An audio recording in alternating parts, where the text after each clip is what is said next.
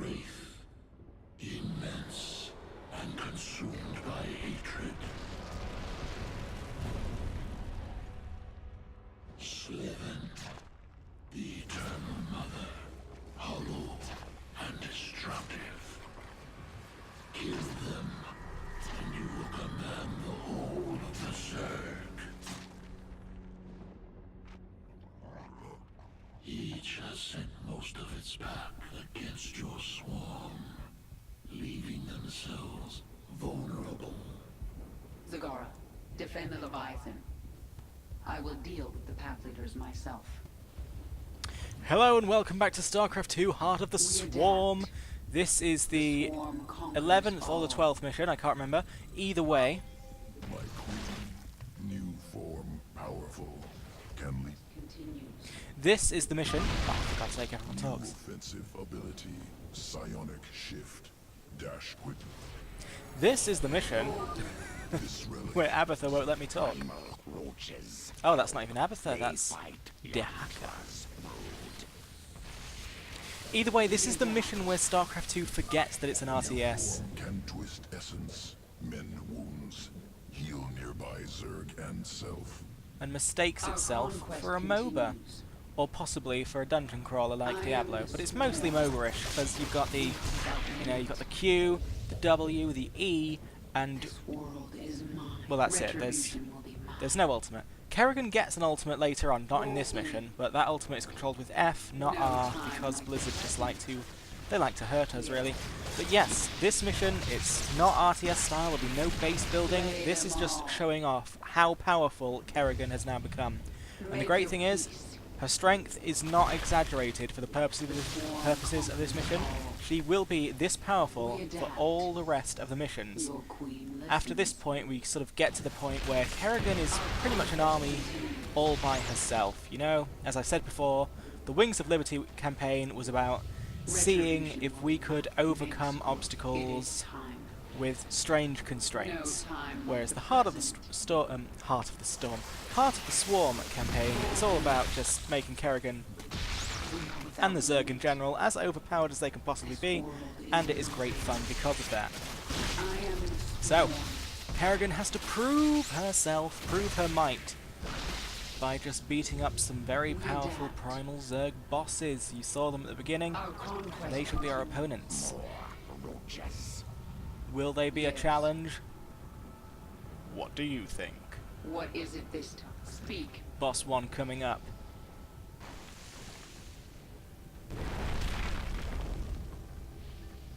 Leader of the Broken Pack, no! Is that fear, Yagdra? You do know you never had a chance, right? Your change means nothing! I will melt the flesh from your bones! So this is Yagdra. He is not 2, but 1 Jawmangler Worms. Now, I'm not going to put too much effort into keeping these roaches alive, because honestly, Kerrigan can easily beat him all by herself.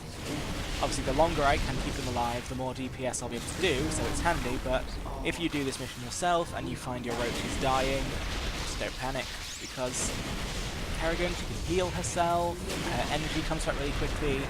You know, under the right circumstances, if you just keep a cool head and play it properly, she's invincible. Nothing in this mission can kill her.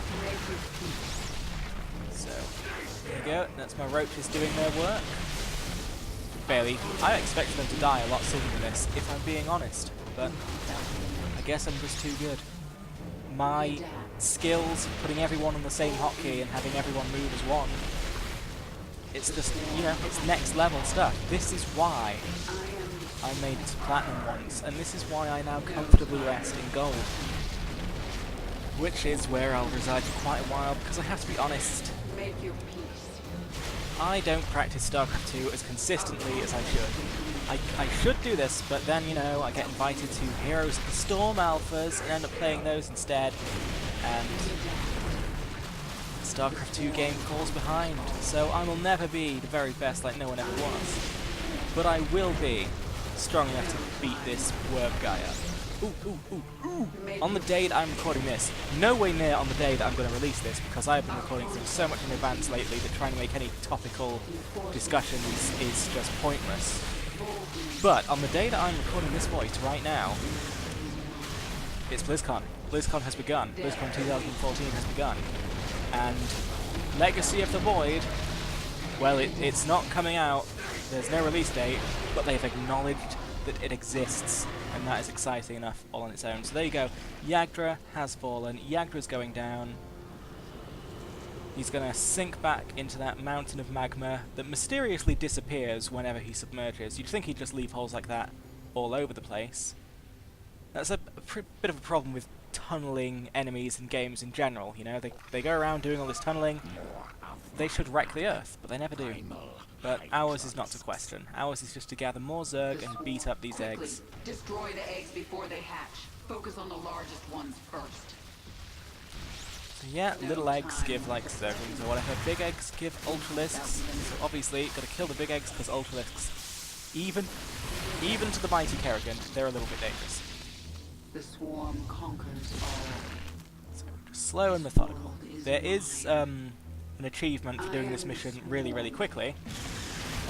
It's something like, it's really quick. It's like do it in 10 minutes, 12 minutes, something like that. It just involves speed running the mission, ignoring as much as possible and just running from boss to boss to boss, which is possible to do. And I have indeed got that achievement, but of course, I'm making a YouTube series. I'm not trying to get achievements. I just want to show you a sort of a complete experience, a proper clearing of this map, as it were. So here I go. Also, if my voice sounds at all different, I am now using new headphones. The super cool, amazing headphones I was using before didn't actually belong to me, and it was starting to get a little bit unfair. So now I have purchased headphones of my own, which are possibly not as super cool as the super cool ones I was using, but are still, I think, of a much better quality than the ones I was using a long time ago, which, if you remember that, it was just bad times. Bad times. I've still got those headphones. Somewhere. Yes, they're over there. I can see them. But those old headphones, those headphones that I used when I first started this mighty YouTube channel with its 1 or 2 viewers per video, those headphones not only were crap. Oh, I'm nearly dead. But look, Kerrigan can burrow, and as soon as you burrow, enemies forget you exist. So that's a pro tip. Just if you find yourself in trouble, burrow, wait for your heal to go off cooldown, emerge, run for a bit, heal, burrow. Easy peasy. As I say, there really should be no reason to die in this mission at all. You have all the tools needed not to die. But anyway, as I was saying, those headphones are really bad quality, but also just really bad in their design. They're sort of... I don't understand how I could fit them on my head, okay? I've got a melon of a head. These are tiny Twiglet headphones. I don't understand how they didn't snap. So I've got to give them some sort of props for that, I suppose. But now, we're in a world of better headphones. And it is an exciting world, and I look forward to venturing forth. I am being chased by a lot of Ultralisks, presumably because I messed something up at some point. I guess all of my Zerg are dead, it's just Kerrigan versus the world. But this, if nothing, this is not a showcase on how to do this map properly, but it is a showcase on how Kerrigan can survive basically anything. Don't think I'm even bothering to burrow now. Yep, there you go. Ultralisk has been defeated. No time like the present. And in a few seconds, Kerrigan will be walking around completely unscathed. It's just like Call of Duty. You can take infinite damage, but as long as you don't physically die, you'll be fine in a second or two. So that is the second of the bonus objectives, get those Kerrigan levels, which are starting to become more and more important because we're getting access to cooler and cooler abilities, and that ultimate ability I alluded to earlier, the quicker you can get that, the better, because she has a choice of 3 ultimates. The first one is just a huge AoE. It's to do a massive amount of damage in a massive area. It's basically her destroy an army button, so that's a great ultimate as it is. Her second ultimate is to summon a Leviathan. If you don't remember, in Wings of Liberty, on the second to last mission, provided you chose the air mission where you were taking out the Zerg's air support, you would eventually fight a Leviathan, and it was incredibly powerful. you get to just summon one of those every now and then, and they are every bit as incredibly powerful. Sadly, they don't spawn like infinite Mutalisks like the one in the campaign did, but it's still very good. And then the third and final one is like a... what do they even call them? Those chrysalis... those blobs that fall from the air and drop Zerg. You see them in the Wings of Liberty campaign all the time. We get to summon one of those that drops like 40 supplies worth of primal Zerg, so like your roaches, your hydralisks and stuff. Just like what Dahaka's given us now, you can drop like 40 supplies worth of those. It's the most boring of the ultimates, but it's also just the best, because the Leviathan is timed, the Apocalypse is just a bit of damage, whereas the army is just like a pretty sizable Zerg army that doesn't go away after 2 minutes or anything, you just keep it till it dies. So it ends up usually being the best choice. Probably the one I'm going to go for. I might show off the Apocalypse and Leviathan just for the sake of showing you interesting things, but in a metagamey sense, not that this campaign is at all hard enough to justify a metagamey sense, but in a metagamey sense, the drop pod of Primal Zerg is usually the best one. That is my 2 pence. So this is Kraith, he was the second boss. What can I hearken him to? I guess he's a big Ultralisk, obviously. He's like Ice Howl. We went for Jawmonger Worms for Kraith, for Yagdros. Let's keep it in the Trial of the Crusader. This guy is Ice Howl. He charges and he summons ads, which is actually something Ice Howl didn't do. But shush, I'm trying to make WoW comparisons here. So, yep, he just charges, he drops a load of Zerglings. As you can see, all of the things Dahaka gave to me died really quickly, but Kerrigan can get it done on her own. Her sweeping attack is more than enough to murder these Zerglings. If your sweeping attack doesn't kill them all, you can just walk, as you saw, and they won't be fast enough to catch you, so you basically negate all damage from those Zerglings. Obviously that's really easy to avoid, you get plenty of time. So yeah, Kraith, pretty much the easiest of the 3 bosses, because all of his attacks are very avoidable, and his ads are just worthless. So it's just a case of slowly grinding him down, which you're seeing me do now. So in a sense, this is a bit... I'd say this is more like Diablo than like a MOBA, because you've got these very big, imposing bosses that are actually just pretty weak. You can just kill them.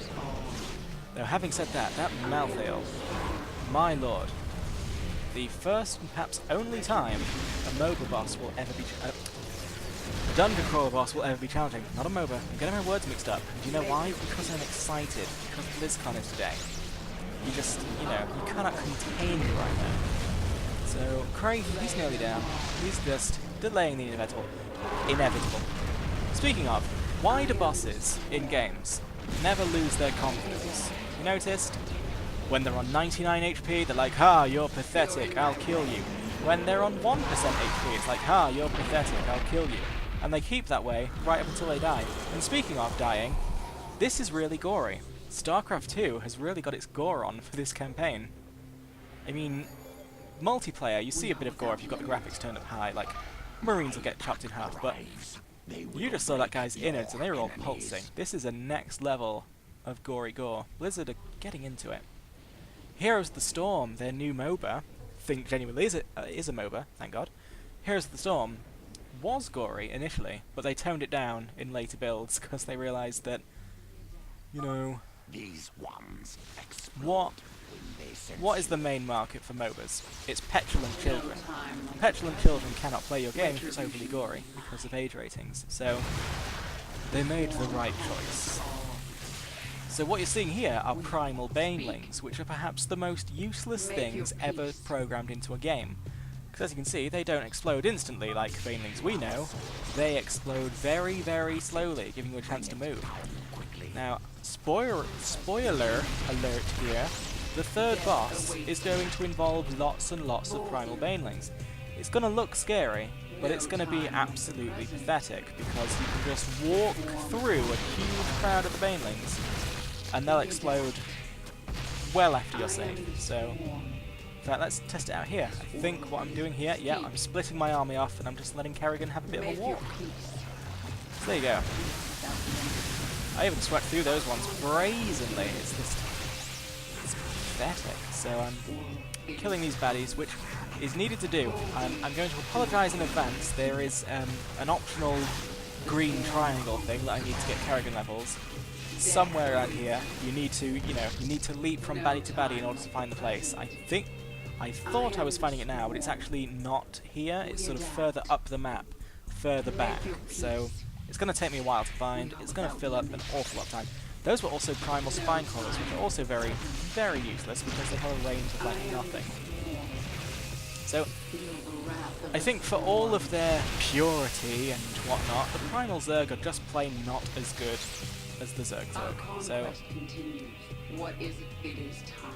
this teaches us nothing if not that, you know, change is good. Because I know we're going to Xeris to unlock its ancient power, and ooh, the primal Zerg, they've kept themselves pure, they're uncorrupted by the influences of whatever, but they're also pathetic, so, you know, never be afraid to allow yourself to be influenced by outside cultures. That's all I'm saying.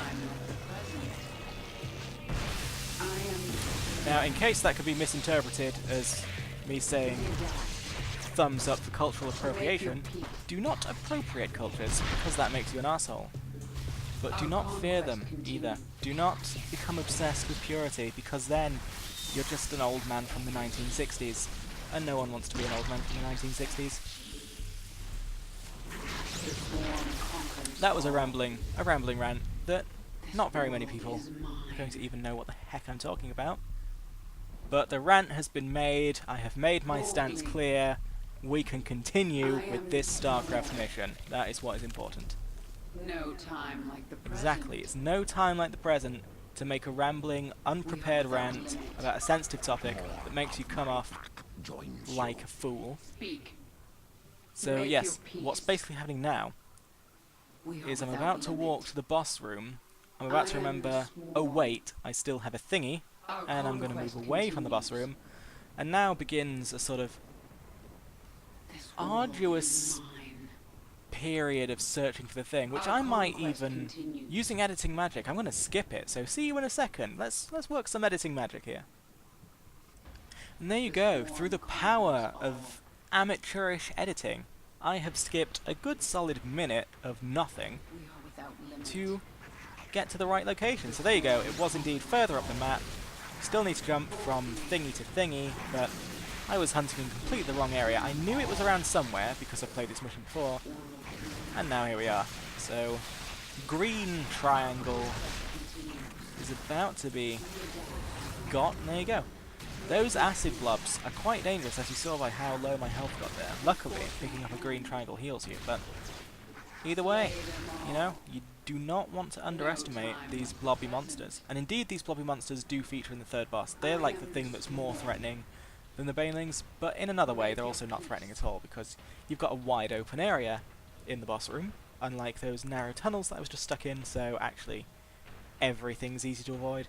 Did I call Kraith the easiest boss? This third one is the easiest boss. So, you'll see that soon. I could use editing magic to get rid of this walk back, but I can't be bothered. I'll be there in a few seconds, it's fine.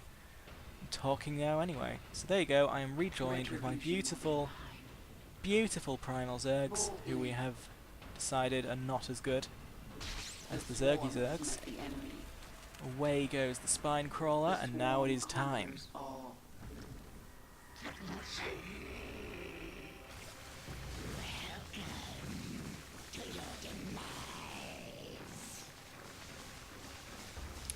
Thank you. I enjoy friendly welcomes.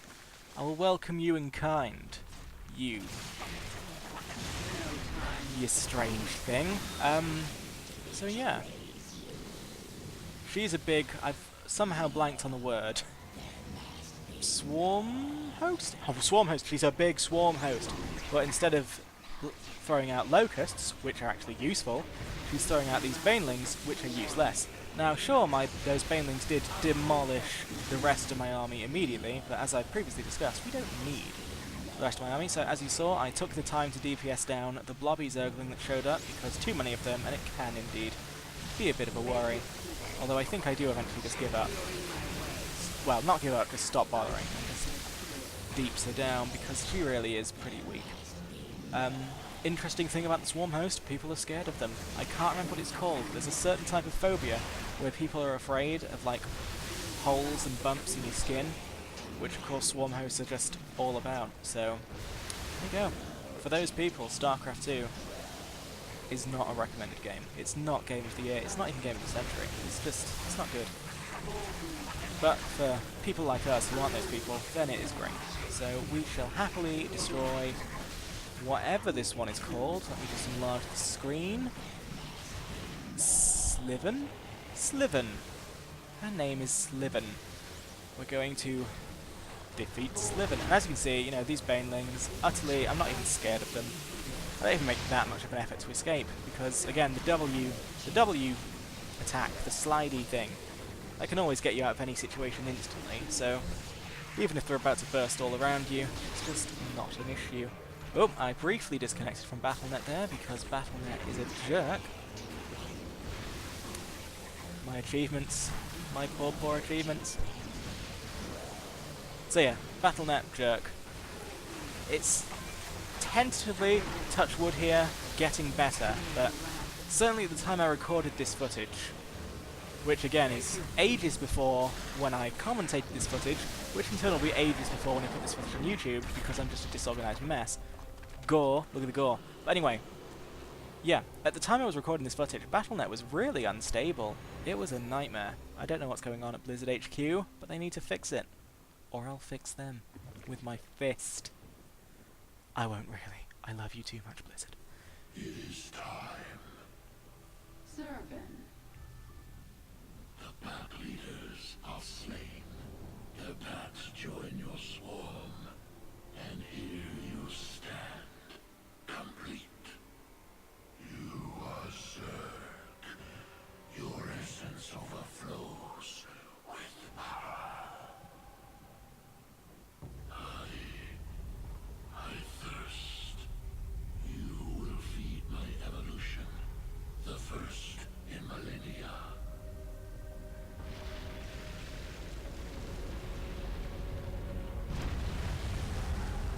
I wonder when you will make your move. No allegiance but to self. Kill or be killed. You know this. Of course. One will be consumed and become something greater than either. This is the heritage of the Zerg. Okay, remember at the start of this video when I couldn't decide if this mission was more like Diablo or more like a MOBA? I was a fool. It's obviously more like Diablo, because this is Belial. This is the boss Belial from Diablo 3. This is literally the boss Belial. The only difference is the name of the baddie and what it looks like.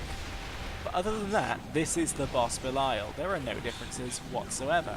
So, if you don't own Diablo 3 or have never seen Diablo 3, this is a bit what Diablo 3 is like. So, enjoy that. Diablo 3 is actually great. I might do a playthrough of that one day, I don't know. But, at the very least, you have seen a boss from it. You've seen one of the major bosses, in fact. Belial is like one of the 7 great demon lords, and in killing him, you advance the plot quite a bit, so, yeah. Blizzard got lazy. I mean, is it fair to say they got lazy? Because this is very pretty, but at the same time, it's a total copy-paste of a boss from another game. So it's either lazy or not. I can't tell. I'm not qualified to make that judgment. As you've noticed, his tentacles are very good at killing his ads, so don't worry too much about DPSing his ads down, just sort of lead them into the red danger zones and they'll take care of themselves. But, as before, as with everything, just sort of keep calm and stay methodical. There's no pressure to get him down very quickly. His ads are unlikely to pile up because of the tentacles, so you just keep a cool head, focus on avoiding danger zones, and it's totally easy. Pardon me. I do like this bit of music though. I know it's just sort of one droning note, but I'm into that. Unfortunately, I don't know what this bit of music is called, and I've yet to find it on like a StarCraft 2 soundtrack video, so If anyone knows what this is called, where I can find it, do let me know, because I enjoy it. I enjoy a one-note repetitive thing, which is why I play Blizzard games. Whoa! Anyway, he's nearly down. And the great thing is that when we get down to low health, like now, he is going to become even easier. You'd think that the second phase would be harder, but no, it's easier. His scary tentacles go away. He even stops summoning ads once these ads die. He summons no more. He just starts doing a very easily avoidable Electro Breath. And there you go. So this boss fight is basically over now. Any and all threat is neutralized unless you don't know how to walk. So it's all just a waiting game. I'm pretty annoyed that he betrayed me. I know he says that it's apparently in the nature of the Zerg, but I fed him so much meat, I feel like he owes me.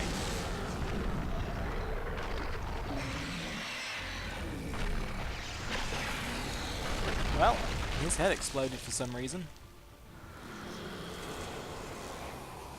And we now have his power, which means that we must be pretty darn powerful. And the mission's sort of over. There we go. This is mine. Isha, prepare the Leviathan. It's time the swarm returned to the Caprulu sector. The Caprulu sector, the sector of the Terrans. We're gonna have some fun. So there you go, the mission is essentially over now. I think we have a loading screen to share together, and then I'm gonna say my goodbyes. Thank you so much for watching this video. I hope you're enjoying this series so far. I hope the fact that I'm recording everything so far apart isn't gonna be to the detriment of the series. I'm having fun. I hope you're having fun. My queen, your transformation has altered your abilities. If you wish, you can review the changes within your chamber. I'm gonna see you later. You have become strong and taken another world. I think you will conquer the universe. I don't know about that. But the Zerg will never again be pawns of other races. Not even the Xel'Naga. We have changed. And now, other worlds await. Did you know the Ancient One would turn on me? Your essence, it called him. And you didn't try to warn me? He was Zerg. You are Zerg. One dies, and one grows strong.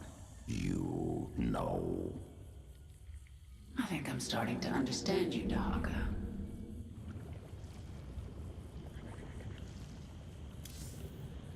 The powerful essence of the Primal Pack Leaders has awakened a new column and many abilities. As new tiers of abilities continue to awaken, you will gain abilities in this third column as well.